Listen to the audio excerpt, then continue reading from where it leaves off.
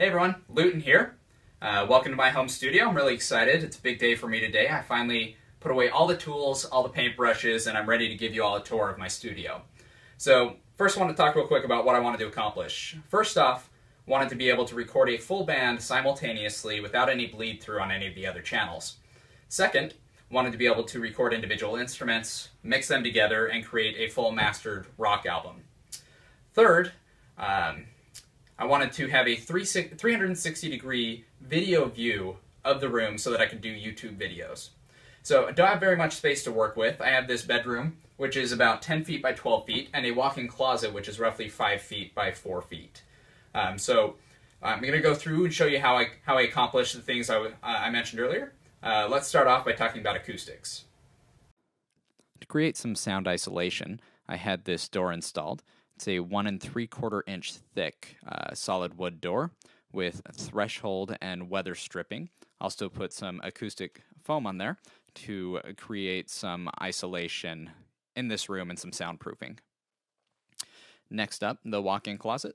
I also put on a thicker door here with a glass panel. The door the builders installed, of course, made everyone feel really isolated in there.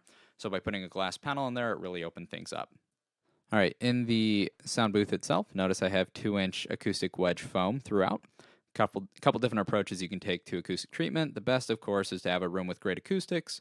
Acoustics in this walk-in closet were terrible, so my approach was to kill the acoustics and add them after the fact digitally. All right, moving into the main studio. Notice a few things here. One, I put in some mirrors to create a more open feeling, given that I had limited space to work with. Second, since we're talking about acoustics, notice the shelving here. So the more clutter you can have in your studio, the more sound diffusion you get. So in addition to serving as some necessary storage space, having shelves like this gives you acoustic treatment. All right, next goal, have a 365-degree view of the room for the sake of making YouTube videos. Notice a few cameras here that I have positioned throughout, and there's one more hiding behind the door over here. All these cameras are focused on my drum kit. I'm first and foremost a drummer, so I'm going to be doing a number of drum videos and wanted to have a complete view for that. Okay, so let's talk real quick about the drum kit. It's a Roland TD15 electric kit. I'd much rather be playing an acoustic kit, and I plan to get one again eventually, but this provided the isolation I needed, as opposed to a noisy kit, which would bleed through on every single mic I had in the room. Same story here with the keyboard, where I'm feeding a digital signal directly into the board to prevent bleed through. Okay, quick view of my workstation here. Notice I have 2 monitors set up, and I have the Yamaha HS80M monitors, and down here I have the Yamaha HS10 subwoofer. Moving over here real quick, I have a Phonic Helix board. This is great for live sound, great preamps, but the audio to digital converters are terrible, so I actually use a Focusrite Sapphire 56 for my interface. Small thing to consider here, but I've got fans set up all over because it gets really hot in this room.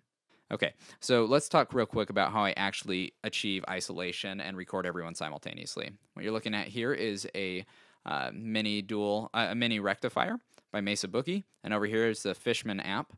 So what I'll do is I have both these amps set up in my sound booth. I'll mic them both with an SM57 and put the guitarist outside the room.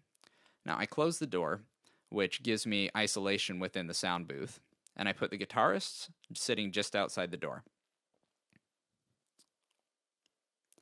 And then over here what I'll do, the drums obviously are isolated, and they're running into the board directly.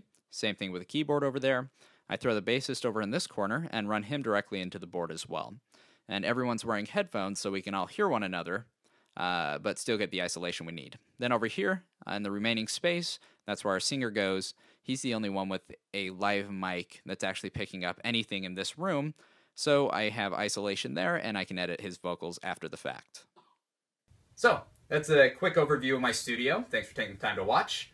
I'll be posting videos later on showing future additions to my studio. For example, I'm going to be making some bass traps in a few months, and I'll give you a step-by-step tutorial on how I'm doing that. I'll also be posting drum videos from time to time, so feel free to come back and check them out. Thanks.